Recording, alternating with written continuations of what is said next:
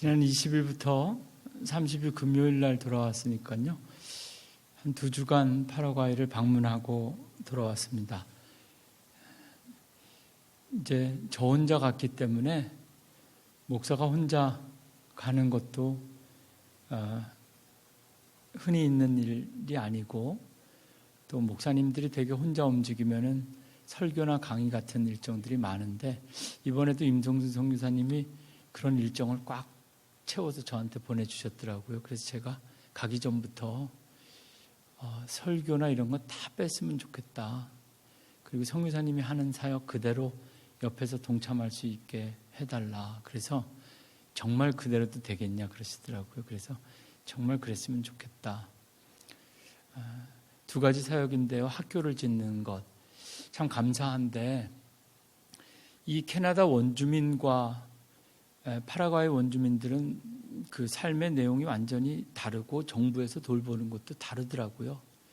인디언이라고 말 그대로 부르는 사람들인데, 정해진 구역 안에 살면서 해가 뜨면 그냥 뭐 땅에서 뽑아 먹을 거 있으면 뽑아 먹고, 안 되면 가까운 마을에 가서 이 문명화된 사람들에게 구걸하여 먹을 것을 구한 다음에 다시 또 본인들의 집으로 돌아오는, 얼마 전에 미국인 선교사님이 현지에 방문해서 농사 짓는 것을 가르쳤다고 해요. 그래서 이제 막 파도 심고 뭐도 심고 이렇게 조그만한 한두 평씩 저 집들 주변에 자신의 밭들을 갖기 시작하는 마을이었는데, 학교가 없습니다.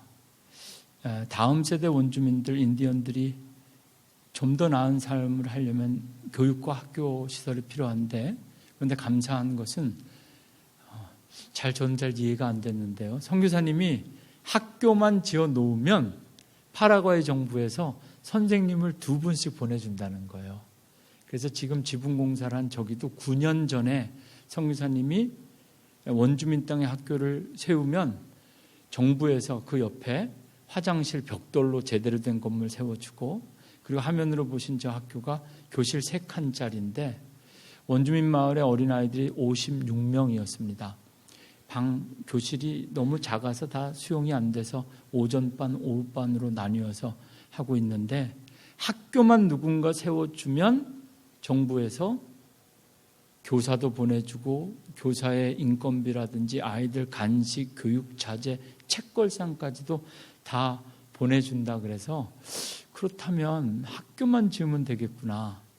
학교만.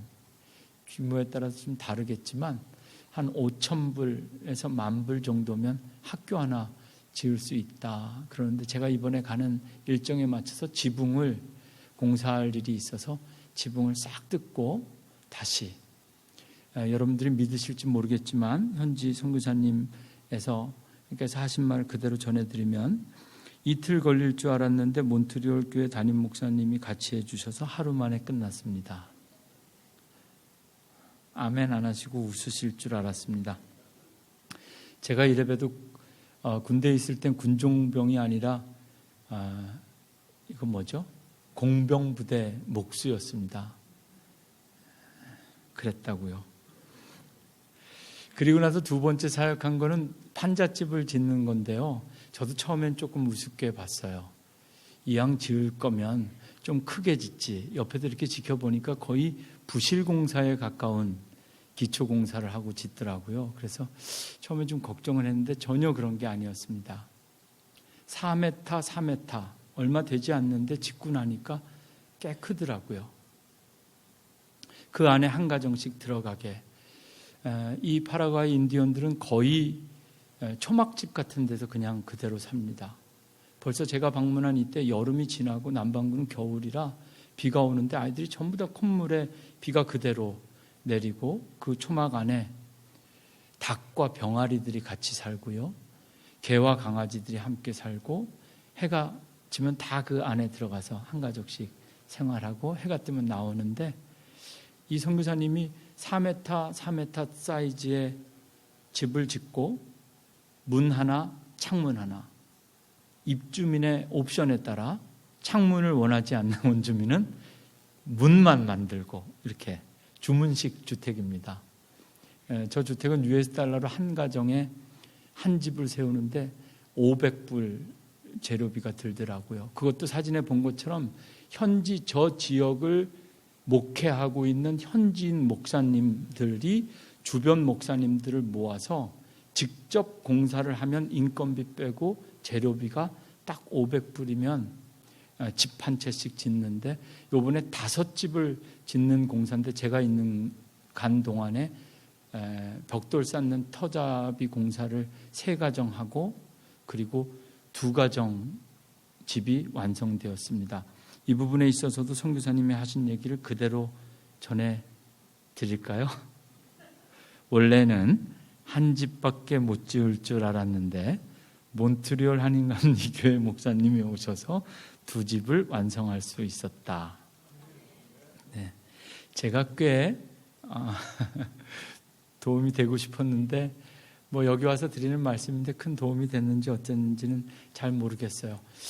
관심 있고 의미가 있었던 것은 집을 지을 때 그냥 목사님들이나 저나 막 짓는 것이 아니라 집이 최대한 부실공사스럽게 심플하고 간단해야 됩니다. 왜냐하면 저 원주민 마을의 아이들이 옆에서 보고 따라 지을 수 있도록 못 박는 것도 가르쳐 줘야 되고, 저도 실제로 목을 다 박은 다음에 마지막 2방은 일부러 아이들 계속 불러다가 너가 박아라, 너가 잘라라, 너가 붙여라. 다 지어주고 하는 것보다는 뭔가 아이들에게 가르쳐야 되겠다. 못 받는 법, 나무 자르는 법, 집을 세우는 법, 지붕에 물이 새지 않게 지붕을 얻는 법, 이런 것들을 보여주면서 가르치면서 사역할 수 있었고, 아이들에게 제가 한국말을 가르치고 왔어요. 다음번에 가면 제가 잊어버렸나 잊어버리지 않았나 확인하기로 했는데, 어디서 왔냐고 저한테 묻길래 제가 너무 멀어 이렇게 가르쳐줬어요. 그런데 첫날 갔더니 아이들이 전부 다 나만 보면 너무 멀어. 선교사님 댁에서 아침에 2시간을 차로 가야 돼요. 원래는 저 목사님들은 저기에 텐트를 치고 공사가 끝날 때까지 하는데, 제가 그 상황을 적응은 못할 것 같으니까 저 때문에 모든 스태프들이 2시간 들어가서 공사하고 2시간 또 나오는 겁니다. 하루에 왕복 4시간을 원주민 마을에 들어서 하는데, 헤어질 때마다 원주민 아이들이 저보고 너무 멀어 그랬어요. 너무 멀어. 둘째 날은 공사하면서 제가 또 하나 가르쳐줘야 되겠다 그래서 너무 좋아, 너무 좋아, 너희들 만나니까 너무 좋아, 따라하시죠. 너무 좋아. 네, 오늘부터 파라과이 단기 선교 준비하신다 생각하고, 스페니시 몰라도 다 되게 제가 해놓고 왔습니다. 너무 멀어, 너무 좋아, 맨 마지막에 너무 잘해, 너무 잘해, 너희들이 너무 잘해. 뜻과 마음이 제대로 다 전달되고 또 완성되었는지는 알 수가 없죠. 잠시 다녀올 뿐이고 또 선교사님의 사역은 계속 이루어지는데, 앞으로 기도하면서 학교 짓는 일과 집 짓는 것이 어떻게 그래도 삶에 겨울에는 비라도 피할 수 있는 주택이 있었으면 좋겠다. 여러분 오늘부터 적금 하나씩 드시죠. 그래서 언제가 되든지 간에 좋은 일 있을 때마다 세뱃돈 받을 때마다 모아서 여러분들 이름으로 어떻게 보면 성전보다 더 귀한 꽈가수 원주민 마을에 집 한 채, 500불이면 집 지을 수 있다는 생각에 제가 깜짝 놀랐는데요. 좀 더 기도하면서 우리가 해야 될 일을 찾고 또 함께 협력해야 되겠다.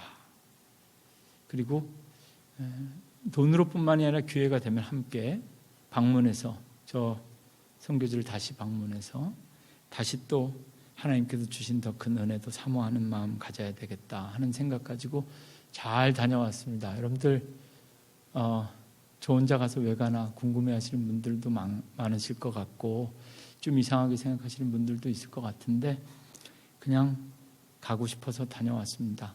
한 번쯤. 늘 기도만 하고 소식만 듣고 선교비만 보내드렸는데, 아직도 코로나 때문에 자유롭지 못하지만 저라도 한번 다녀와야 되겠다 싶어서 여러분들 대신해서, 교회를 대신해서 다녀왔습니다. 이제 오늘 본문 말씀, 사실 오늘 다녀오자마자 오늘 아침에 몬트리올에 있는 다른 한인교회 가서 2번 예배 드리고 왔어요. 그래서 오늘이 저희 지금 이게 3번째 설교고, 다른 교회에서 한 거랑 오늘 저희 교회 설교랑 원고가 달라서 지금 브레인스토밍이 잘 안 될 수도 있는데, 오늘 설교를 통해서 감사의 달 준비하면서 선교의 달을 좀 마무리하면서 우리에게 던져지고 남겨진 과제가 무엇인가 한 번쯤 정리할 수 있는 시간이었으면 좋겠고요. 그리고 설교 준비하면서 그런 마음이 들었어요.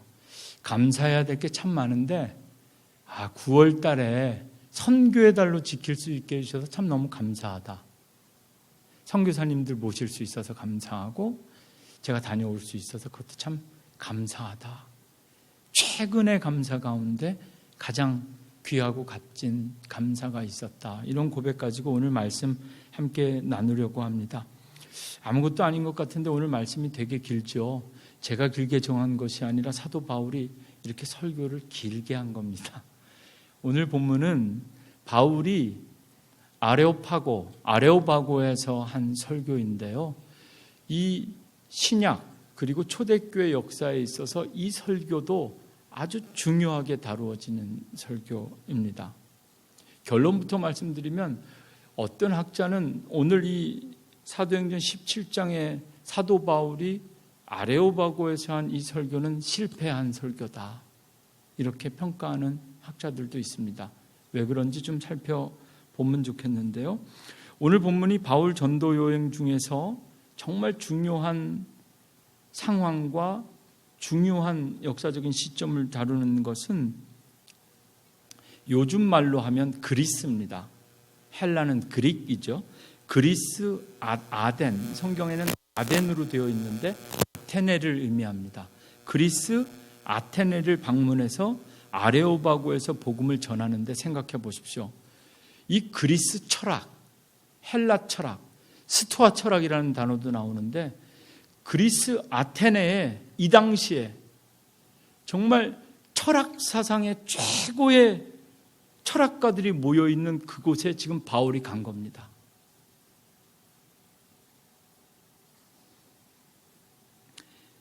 기독교의 복음, 예수 그리스도의 복음이 그리스 철학, 헬라 철학과 만나는 장면이 오늘 본문입니다. 히브리 사상을 대표하는 유대인 랍비 바울이 헬라 사상, 그리스 철학을 대표하는 철학자들과 만나는 장면입니다. 어떻게 보면 복음과 철학이 만나는 것이고, 말씀학자가 철학자들과 함께 신존재 증명, 신은 존재하는가, 어떤 형태로, 세상은 어떻게 만들어졌는가. 우리 요즘 인문학이 많이 위기라서 젊은 세대 우리 청년들이 다 컴퓨터 사이언스만 전공해서 걱정인데, 철학을 아는 분들에게는 오늘 이 말씀이 철학과 신학의 만남, 기독교의 유일신과 헬라 문화 그리스 철학에서 다신론이 만나서 서로 철학적으로 논쟁하는 장면이 설교의 형태로 기록된 것이 오늘 사도행전 17장입니다. 사도행전 17장 이 말씀 길지만 아주 간단하게 2가지 주제로 정리해서 말씀드리려고 합니다. 첫 번째 주제는 바울이 이 아테네를 방문하게 된 목적에 대해서, 이 본문 말씀의 배경을 다루면서 먼저 한 가지 메시지를 우리가 함께 나누고 싶은데요.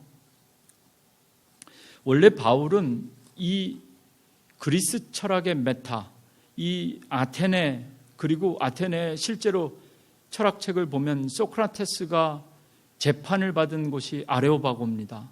그 아레오파고에서 철학자들과 함께 하나님은 어떤 형태로 존재하는가에 대해서 논쟁하고 있습니다.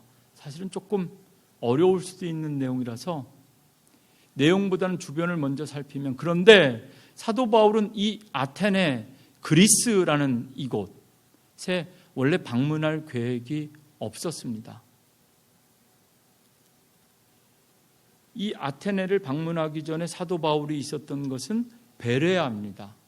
베레아에는 정말 말씀을 사모하는 사람들이 많아서 우리가 요즘 베레아 하면 이단 단체 이름처럼 느껴져서 베레아 입에 꺼내기도 어려운데, 원래 성경에서 베레아는 지역적으로 아주 말씀을 전하기만 하면 스펀지와 같이 쑥쑥 받아들이는 지역이 베레아였습니다.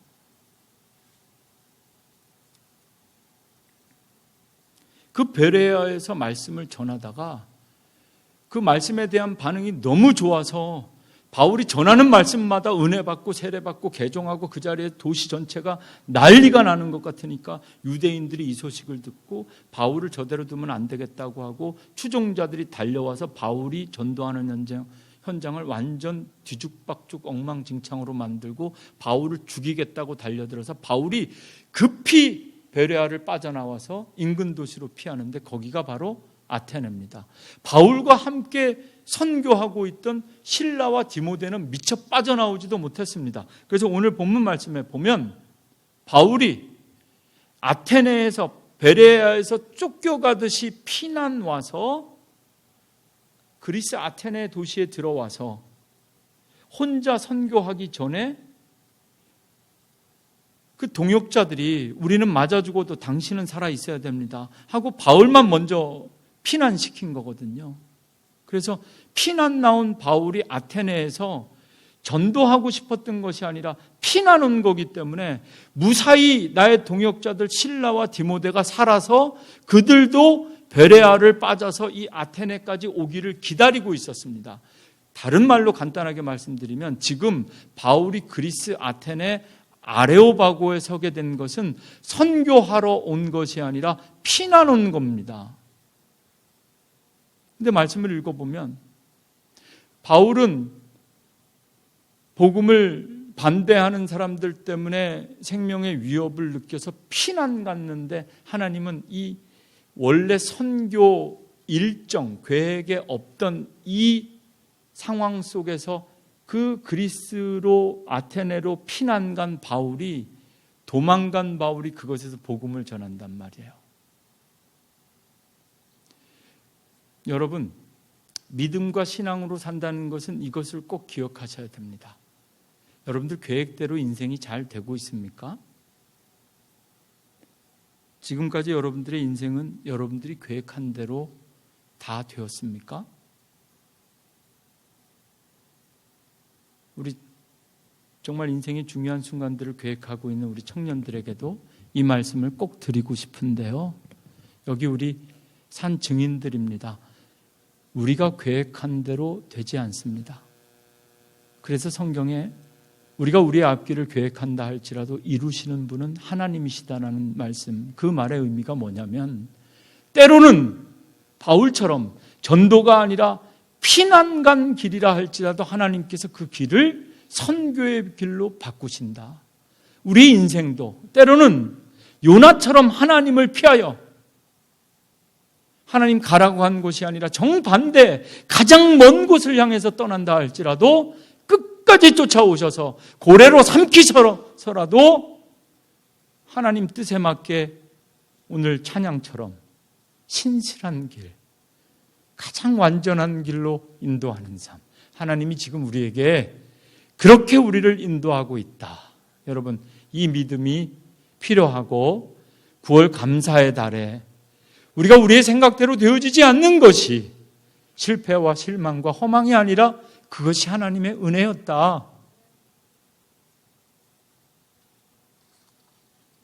이것이 오늘 말씀 통해서 말씀 읽기 전에 이 말씀의 배경, 왜 바울이 그리스 아테네에 오게 되었는가를 역사적으로 배경적으로 살피면서 제가 오늘 이 예배를 통해서 꼭 저 스스로에게도 그렇고 우리 교회 성도님들에게 꼭 말씀드리고 싶었던 첫 번째 메시지입니다. 여러분, 우리의 삶이 우리의 계획대로 되어지지 않는 것이 어떻게 보면 더 큰 축복일 수 있다가 아니라 더 큰 축복이었다.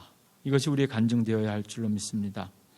오늘 말씀과 우리의 삶뿐만 아니라 인류 역사 속에는 중요한 일들이 원래 인간의 계획과 생각을 넘어서 하나님의 중요한 섭리와 계획에 따라 일어나는 일들이 너무나도 많이 있습니다.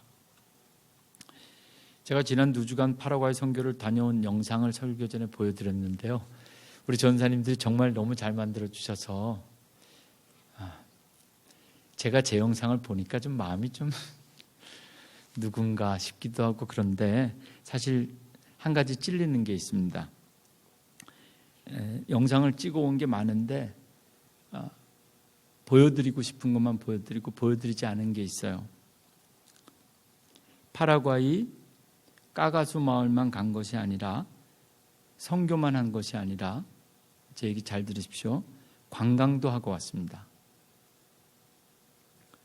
파라과이 방문 마지막 날 세계 3대 폭포 중에 하나인 아르헨티나의 이과수 폭포에 다녀와서 죄송합니다. 이 지역이 브라질과 아르헨티나, 파라과이가 접경 지역인데요. 거기에 폭포가 있는데 선교사님이 마지막 날 여기는 꼭 가봐야 된다는 겁니다. 꼭 가지 않을 이유도 없어 보여서 제가 다녀왔는데요. 오늘 여러분들에게 나야가라 폭포만 보고 살아오신 여러분들에게 이과수 폭포를 잠시 보여드리도록 하겠습니다. 오디오 안 나옵니까? 물소리가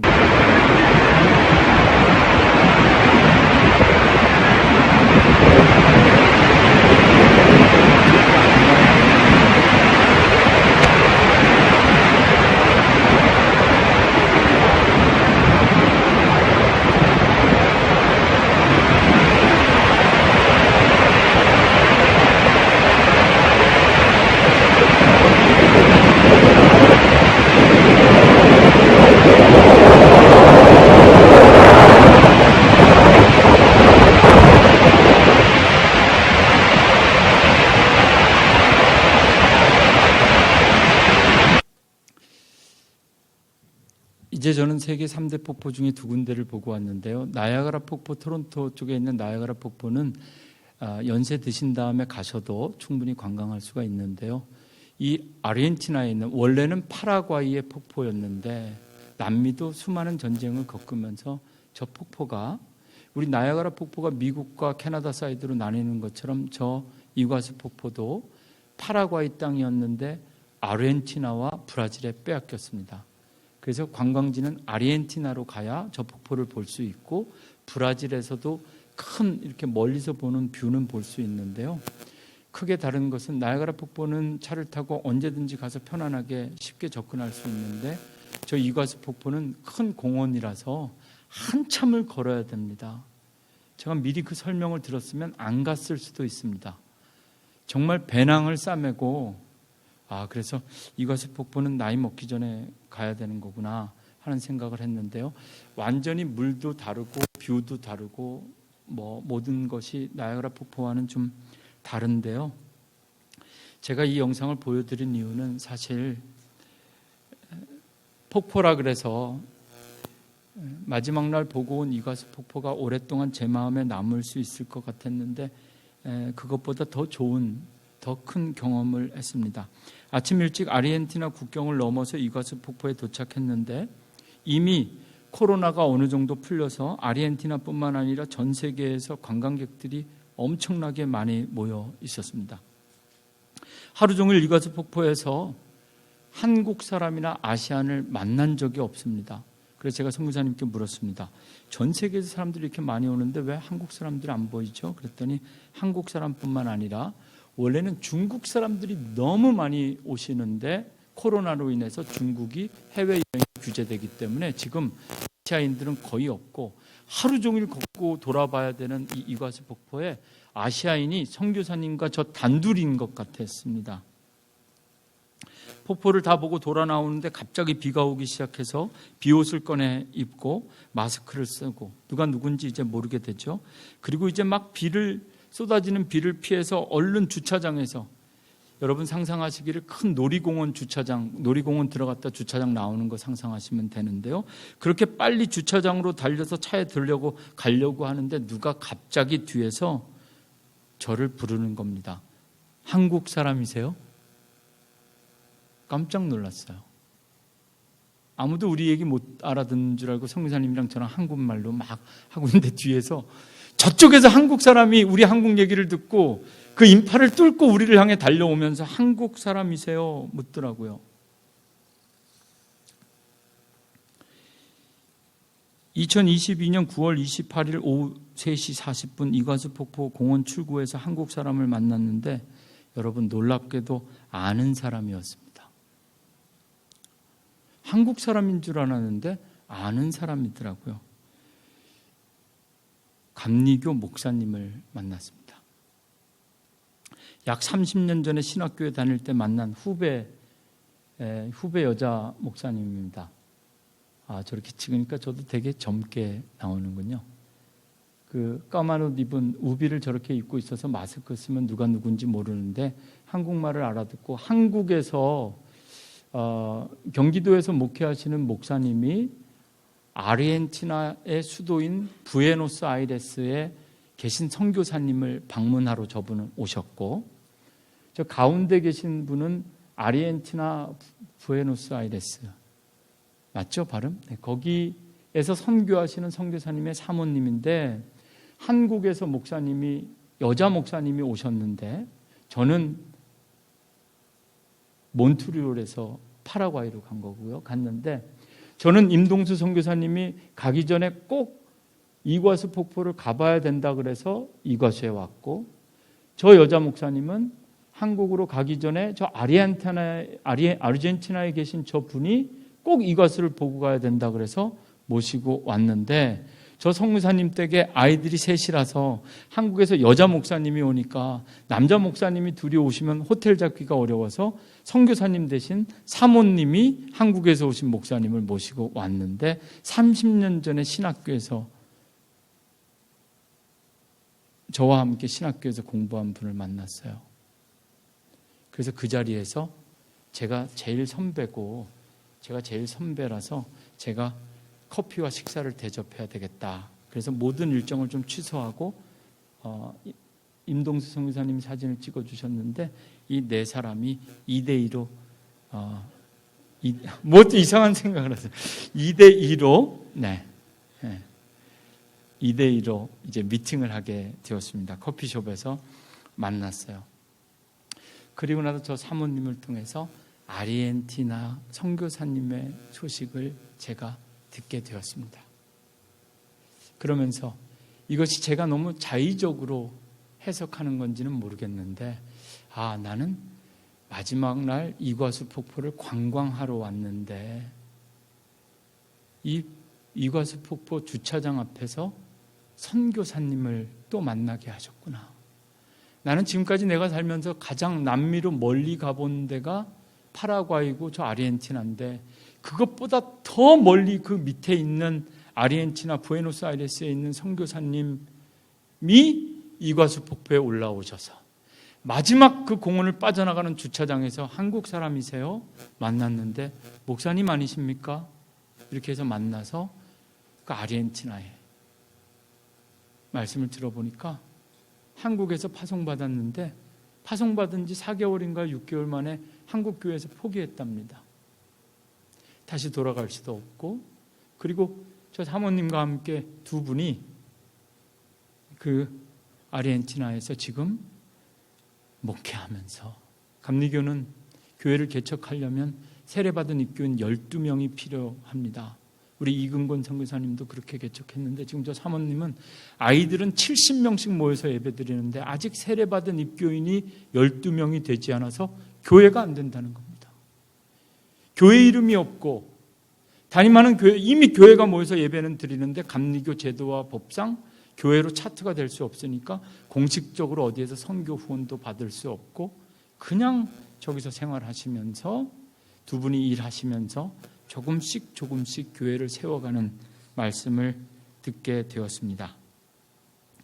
어떻게 해야 될까? 선교지의 자세한 소식들을 기회가 되면 저에게 좀 알려주십사. 그리고 아르헨티나 부에노스아이레스에 있는 저 선교사님을 위해서도 기도하겠다. 제가 이렇게 약속드리고 왔습니다. 베레아에서 아테네로 피난 가는 바울의 길도 하나님께서는 선교의 길로 바꾸셨고 관광도 선교로 바꾸시는 분이 우리 하나님. 이런 하나님의 계획이 저에게뿐만 아니라 우리 교회 모든 성도님들과 우리 교회에 주시는 새로운 선교적인 비전이 되었으면 좋겠다. 사실은 기회가 되면 내년부터 저 아르헨티나에 있는 저 교회도 우리에게 좀 도왔으면 좋겠다 싶은데 마음은 내년까지 기다려야 되나 하는 마음도 저에게 있습니다. 담임 목사가 여기저기 다니면서 보는 대로 느끼는 대로 막 와서 이것저것 하자 그러면 부담이 될 수도 있어서 저도 더 기도해보고 결정하려고 하는데 정말 계획하고 약속해도 만날 수 없는 곳에서 하나님께서 만나게 하신 것은 하나님의 뜻이 있는 것 아닌가 하는 생각을 지울 수가 없습니다. 여러분, 우리 삶의 방향과 내용과 목적이 무엇이든지 간에 하나님께서 이끄시는 대로 어쩌면 우리가 말씀을 지키는 것 같지만 지난주 이근권 선교사님 설교와 예배를 저는 파라과이에서 함께 들었는데요. 말씀이 우리를 지킨다. 교회가 우리를 지킨다. 교회가 내 남편을 지킨다. 우리 자녀들을 지킨다. 말씀이 이끄는 대로 순종하는 삶이란 무엇인가 선교의 현장에서 느낄 수 있었습니다. 이제 시간이 많이 지났기 때문에 정말 오늘 설교 마지막 절만 딱 읽고 설교 가운데 주시는 메시지 요약해서 전해드리고 설교 마치려고 합니다. 33절과 34절인데요. 제가 볼 때는 오늘 이 긴 아레오바고에서의 설교가 22절부터 31절까지 길게 쓰여집니다. 내용이 어려워서 오늘 다 설명드릴 수도 없어요. 철학자들과 함께 신종제 증명을 하고 있는 이 바울의 내용이 쉽겠습니까? 오늘 그 스토아 학파와 에피쿠로스 학파가 나오는데 이 학파들은 철학을 좀 아셔야 이게 얘기가 되는데 다신론자들, 범신론자들, 세상은 물과 불과 공기로 이루어졌다. 스토아, 아리스토텔레스, 소크라테스 이런 사람들과 지금 바울이 하면서 아니다. 세상은 그렇게 수많은 신이 존재하는 것이 아니라 오직 한 신, 너희가 알지 못하는 신에게라고 써놓은 그 알지 못하는 것을 내가 너희에게 알게 하겠다. 이러면서 바울이 철학자들과 논쟁을 하니까 처음부터 어떻게 보면 이길 수 없는 싸움에 가서 설교하고 지금 복음을 전파합니다. 얼마나 바울이 좀 처절하고 초라하게 깨어지냐면 이 본문의 마지막 말씀을 보면 저는 참 이 사도행전을 기록한 누가가 너무 왜 이 내용을 굳이 썼을까? 좀 애처로운 장면이 33절에 기록되어져 있어요. 설교를 하고 시도 안 막히니까 33절 이에 바울이 그들 가운데서 떠나매 지금까지 초대교회 성령이 충만해서 선교적인 사명을 감당하던 베드로든 요한이든 바울이든 바나바든 설교할 때마다 그 자리에서 3,000명씩 회개하고 세례받고 교회가 3,000명짜리 교회가 하나씩 팍팍 생기고 말이죠. 모든 말씀이 능력 있게 듣는 자들마다 아멘. 도시 전체가 막 들썩들썩 거렸는데 그리스 아테네에선 씨도 안 막히는 겁니다. 그 말씀을 그대로 기록하고 있습니다. 그래서 바울이 그들 가운데 떠나는데 이 34절이 소망이 될 수도 있고 정말 애처로운 말씀이 될 수도 있는데 그 아테네 아레오바고에 모였던 사람들이 이상한 신을 이야기하고 예수와 부활에 대해서 이야기하니까 도저히 믿을 수가 없다 그러고 다 떠나니까 바울도 설교를 마치고 일어나면서 34절에 보면 다 떠나고 몇 사람이 a few 단지 몇 사람이 남아서 바울의 말을 믿으면서 오늘 당신의 얘기를 내가 믿습니다. 복음을 받아들인 사람들이 몇 사람 있었는데 a few 그 사람 가운데 아레오바고의 법정 관리인이었던 디오누시오라는 사람과 다마리라는 여자 그리고 이 외에도 기타 등등 겨우 몇 사람만 남아서 바울의 복음을 받아들였다. 이렇게 본문은 기록하고 있습니다. 그래서 제가 읽은 오늘 설교를 위해서 읽은 이 사도행전 17장을 주석하고 있는 주석가는 아주 냉정하게 이날 아레오바구에서 바울의 설교는 실패했다. 왜 실패했냐면 오늘 설교 가운데 만약 31절과 32절 말씀을 바울이 설교 시간에 언급하지 않았더라면 바울의 설교는 성공했을 것이다. 그런데 바울이 상황에 따라 그렇게 플렉서블하게 복음을 잘 전한, 오늘도 바울의 설교를 보면 칭찬하면서 시작하거든요. 우리 임강호 집사님 읽어주셨는데 내가 와서 보니까 너희들이 신이 엄청나게 많은 신을 섬기는 걸 보니까 너희가 종교성이 참 높구나, 이렇게 칭찬하면서 설교를 시작합니다. 칭찬하면서 설교 시작해서 칭찬하면서 끝냈으면 바울은 설교에 성공할 수 있었는데 마지막에 31절과 32절에 사람들이 다 떠나고 몇 사람만 남을 수밖에 없었던 그의 설교가 실패했었던 원인이 무엇인가? 바울이 무슨 이야기를 하냐면 부활과 심판을 이야기하는 겁니다. 오늘 30절 31절에 보면 알지 못하던 시대에는 하나님이 관과하였거니와 이제는 어디든지 사람에게 다 명하사 회개하라. 철학자들을 모아놓고 이들에게 회개하라고 말하는 겁니다. 회개하라는 말을 듣고 조롱하면서 다 떠나갔다는 겁니다. 그리고 나서 31절 회개하라! 회개하라! 31절 이는 정하신 사람으로 하여금 천하를 공의로 심판하신 날을 작정하시고 이에 그를 죽은 자 가운데서 다시 살리신 것으로 모든 사람에게 믿을 만한 증거를 주셨느니라. 회개하라, 심판이 있다, 부활할 것이다.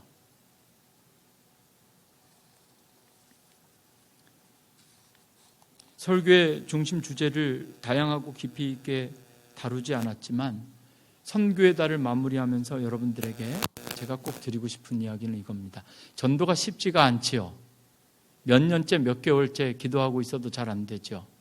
짜장면을 사주고 짬뽕을 사주고 뭘로 꼬셔도 잘 안 됩니다. 교회에서 새생명 축제 초청하고 장미꽃을 가슴에 달아주고 우리가 할 수 있는 모든 것을 다 해도 전도가 쉽지가 않습니다. 그래서 제가 생각했습니다. 쉽지 않아도 바울처럼 해야 되겠다. 지금까지 온갖 달콤한 말로 한 번쯤 꼬셔서 교회에 데리고 가야 되겠다. 그렇게 전도해야 되겠다. 그렇게 선교의 달 너는 말씀을 전파하라. 그 말씀을 순종해야 되겠다 생각한 우리들에게 오늘 하나님은 아주 과격한 말씀을 주십니다. 여러분 혹시 이제 10월입니다. 결산의 달입니다. 너는 말씀을 전파하라. 정말 전도해야 될 사람들, 마음에 품은 사람들 있으면 이제 더 미루지 말고 결판 내야 됩니다. 어떻게 결판 낼 것인가? 교회 한 번만 가자. 우리 교회 너무 좋아. 너무 시원해. 너무 좋아. 이것 가지고 안 되는 겁니다. 여러분 지금까지 기도하신 분들 가운데 전도하려고 노력했는데 안 되신 분들 있으면 오늘부터 작전 바꾸십시오.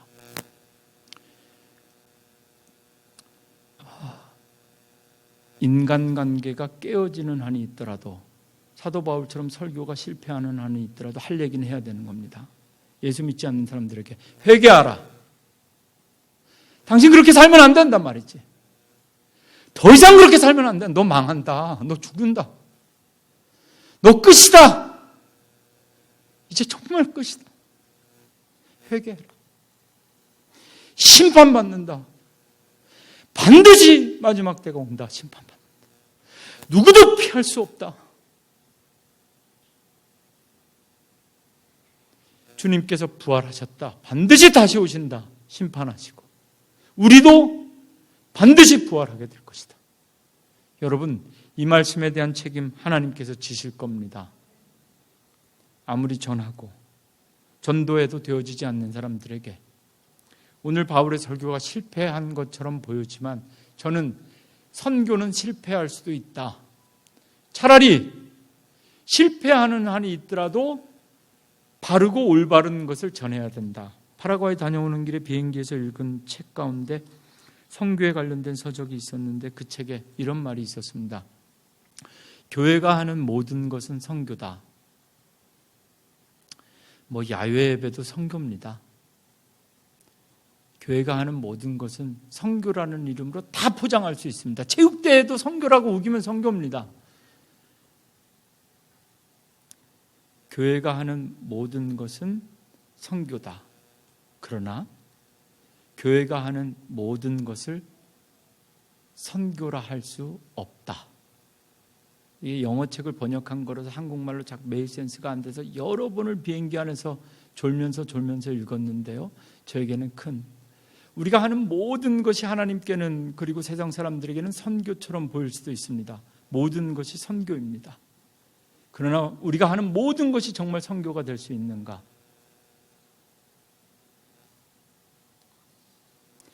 다들 오늘처럼 사도 바울에게 조롱하고 떠나며 겨우 몇 사람 남아서 개종한 오늘의 이 설교가 실패인가? 오늘 이 설교가 없었다면 바울의 수고도 헛것이 되었을 것이며 바울과 그의 동역자들과 그가 세운 교회들이 수많은 박해를 이기고 믿음을 지킬 수 없었을 겁니다. 아마 오늘 이 아테네에서 바울의 설교가 성공했다면 이 아테네의 교회도 세워질 텐데 지금까지 아테네엔 신전들만 있습니다. 아마 이 설교가 성공했다라면 로마서, 고린도전서, 갈라디아서처럼 여기에 보낸 편지도 있었을 겁니다. 아덴서, 전서, 후서, 아무것도 없습니다. 교회도 세워지지 않았고 성도들이 그 가운데 생겨났다는 기록도 없이 아주 초라하게 오늘 본문 말씀, 몇 사람이 남았다. 오죽 몇 사람이면 이름까지 소개했을까? 디오누시오와 다마리, 그리고 기타 등등 겨우 몇 사람. 여러분, 다 떠나고 몇 사람만 남는 한이 있더라도 바울은 선택한 겁니다. 아멘하지 않아도 내가 할 말은 한다. 회개해라. 심판의 날이 다가오고 있다. 부활하게 될 것이다. 너희는 말씀을 전파하라. 선교의 달에 우리에게 이거 빠지면, 이거 없으면 아무것도 안 되는 겁니다. 반드시 구원하기 위하여 우리가 버리지 말아야 될 선교의 핵심, 복음의 핵심이 이것입니다. 10월 감사의 달을 시작하면서 우리에게 선교의 사명을 주신 하나님께 감사하고, 또다시 죄인임을 깨닫고 회개의 눈물 지신 하나님께 감사할 수 있는 저와 여러분, 우리 교회 되기를 주님의 이름으로 간절히 축원합니다. 아멘.